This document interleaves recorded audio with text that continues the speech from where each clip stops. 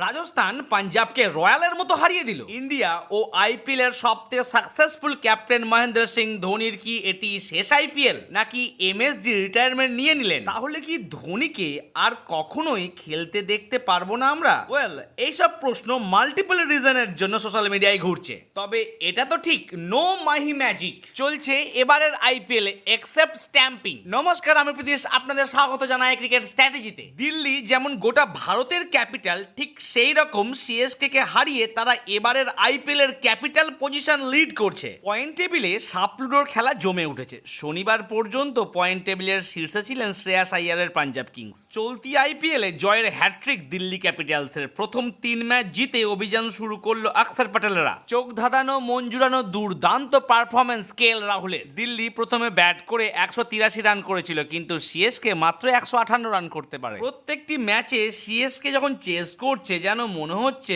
তারা চেষ্টা করার ক্ষমতা কি, ইচ্ছাটুকুটাই তারা রাখছে না। তাই ম্যাচ জেতা তো দূরের কথা, আর আমাকে তো জিততেই হবে। তার জন্য করতে হবে আপনাদের সাপোর্ট, ভিডিওতে লাইক আর চ্যানেলটিকে সাবস্ক্রাইব।